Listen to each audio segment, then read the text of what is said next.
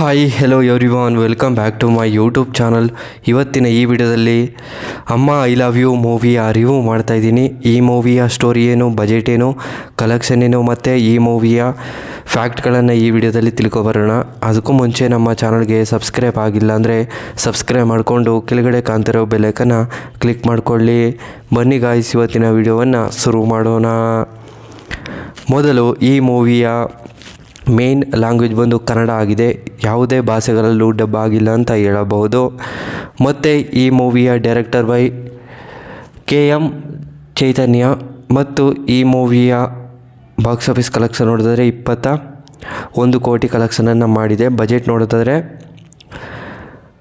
6.5 ಕೋಟಿಯಿಂದ 7.5 ಕೋಟಿವರೆಗೆ ಬಜೆಟನ್ನು ಹಾಕಿದ್ದಾರೆ ಅಂತಲೇ ಹೇಳಬಹುದು. ಮತ್ತು ಈ ಮೂವಿಯ ರನ್ನಿಂಗ್ ಟೈಮ್ ಬಂದು 2 ಗಂಟೆ 27 ನಿಮಿಷಗಳ ಕಾಲ ಈ ಮೂವಿಯನ್ನು ತುಂಬ ಅದ್ಭುತವಾಗಿ ಕೊಟ್ಟಿದ್ದಾರೆ ಅಂತಲೇ ಹೇಳಬಹುದು. ಮತ್ತು ಈ ಮೂವಿಗೆ ಹಲವಾರು ಕಡೆಯಿಂದ ರೆಸ್ಪಾನ್ಸ್ ಕೂಡ ಸಿಕ್ಕಿರುವಂಥ ಸಿನಿಮಾ ಆಗಿದೆ ಅಂತಲೇ ಹೇಳಬಹುದು. ಮತ್ತು ಈ ಮೂವಿಯ ಬಿಡುಗಡೆ ಆಗಿದ್ದ ದಿನಾಂಕ ಜೂನ್ 15, 2018 ಬಿಡುಗಡೆ ಆಗಿರುವಂತಹ ಸಿನಿಮಾವಾಗಿದೆ ಅಂತಲೇ ಹೇಳಬಹುದು. ಮತ್ತು ಕನ್ನಡದಲ್ಲಿ ಸಾಂಗ್ ಕೂಡ ತುಂಬ ಅದ್ಭುತವಾಗಿ ಕೊಟ್ಟಿದ್ದಾರೆ. ಹಾಗೆಯೇ ಆಡಿಯನ್ಸ್ಗಳು ಕೂಡ ಸಿಕ್ಕಾಪಟ್ಟೆ ಇಷ್ಟಪಡುವಂಥ ಸಿನಿಮಾವಾಗಿದೆ ಅಂತಲೇ ಹೇಳಬಹುದು.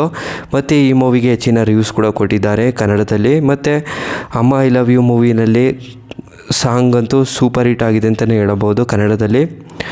ಮತ್ತು ತಾಯಿ ಎಮೋಷ್ನಲ್ ಮೂವಿ ಅಂತಲೂ ಕೂಡ ಹೇಳಬಹುದು. ಈ ಮೂವಿಗೆ ಯಾರ್ಯಾರು ನಟ ನಟಿಯರು ಇದ್ದಾರೆ ಅನ್ನೋದನ್ನು ನೋಡಿದ್ರೆ ಮೊದಲು ಚಿರಂಜೀವಿ ಸರ್ಜಾ, ಚೀತರ, ನಿಲ್ವಿನಾ ನಾಯ್ಡು, ಇನ್ನೂ ಹಲವಾರು ಆ್ಯಕ್ಟರ್ಸ್ಗಳು ಈ ಮೂವಿಯಲ್ಲಿ ನಟನೆ ಮಾಡಿದ್ದಾರೆ ಅಂತ ಹೇಳಬಹುದು.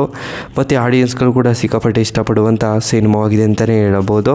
ಮತ್ತು ಈ ಮೂವಿಗೆ ಹಲವಾರು ಕಡೆಯಿಂದ ಪ್ರೋತ್ಸಾಹನೂ ಕೂಡ ಕೊಡ್ತಾ ಇದ್ದಾರೆ ಮತ್ತು ಹೆಚ್ಚಿನ ರಿವ್ಯೂಸ್ ಕೂಡ ಕೊಡ್ತಿದೆ ಅಂತಲೇ ಹೇಳಬಹುದು. ಮತ್ತು ಈ ಮೂವಿಯ ಒನ್ಲೈನ್ ಸ್ಟೋರಿ ಹೇಳಿದ್ರೆ, ಚಿರಂಜೀವಿ ಸರ್ಜಾ ಅವರು ಈ ಮೂವಿಯಲ್ಲಿ ಅರುಣ್ ಅನ್ನೋ ಕ್ಯಾರೆಕ್ಟರ್ನ ಪ್ಲೇ ಮಾಡಿರ್ತಾರೆ.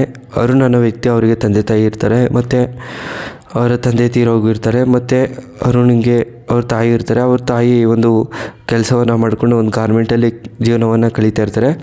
ಅವ್ರ ತಾಯಿಗೆ ಒಂದು ದಿನ ಹುಷಾರಿರೋದಿಲ್ಲ ಮತ್ತು ಅವರು ಗುಣ ಆಗ್ತಾರೆ. ಮತ್ತು ಕೆಲವು ದಿನಗಳ ನಂತರ ಅವರು ಕೂಡ ಕಷ್ಟಪಟ್ಟು ಸಂಪಾದನೆಯನ್ನು ಮಾಡಿ ಲೋನನ್ನು ತಗೊಂಡು ಒಂದು ಫ್ಯಾಕ್ಟ್ರಿಯನ್ನು ನಿರ್ಮಾಣವನ್ನು ಮಾಡಿ ಅರುಣ್ ಅವರ ತಾಯಿ ಮತ್ತು ಅವ್ರನ್ನ ಚೆನ್ನಾಗಿ ನೋಡ್ಕೋತಾರೆ ಅಂತಲೇ ಹೇಳಬಹುದು. ಅರುಣ್ ಕೂಡ ಅವ್ರ ತಾಯಿನ ತುಂಬ ಇಷ್ಟಪಡ್ತಿರ್ತಾನೆ. ಮತ್ತು ಅವ್ರ ತಾಯಿನೂ ಕೂಡ ಅವ್ರನ್ನ ತುಂಬ ಇಷ್ಟಪಡ್ತಿರ್ತಾರೆ. ಮತ್ತು ಇಬ್ಬರಿಗೂ ಕೂಡ ಚೆನ್ನಾಗಿ ಜೀವನವನ್ನು ನಡೆಸ್ಕೊಂಡು ಹೋಗ್ತಾ ಇರ್ತಾರೆ. ಕೆಲವು ದಿನಗಳ ನಂತರ ಏನಾಗುತ್ತೆ ಅಂದರೆ ಅವ್ರ ತಾಯಿ ಒಂದು ಇಲ್ಲಿಂದ ಫ್ಯಾಕ್ಟ್ರಿಯಲ್ಲಿ ಬಿದ್ದುಬಿಡ್ತಾರೆ. ಅದರಿಂದ ತುಂಬ ಪೇಟಾಗಿ ನೋವು ಹೆಚ್ಚು ಕಮ್ಮಿ ಆಗಿ ಏನಾಗುತ್ತೆ ಅಂದರೆ ಅವರಿಗೆ ಬೇಕಾದಂಥ ಮೆಡಿಸನ್ಗಳು ಕೂಡ ಪ್ರಯತ್ನವನ್ನು ಪಡ್ತಾರೆ. ಆದರೆ ಬದುಕೊಳ್ಳೋಕ್ಕಾಗೋದಿಲ್ಲ.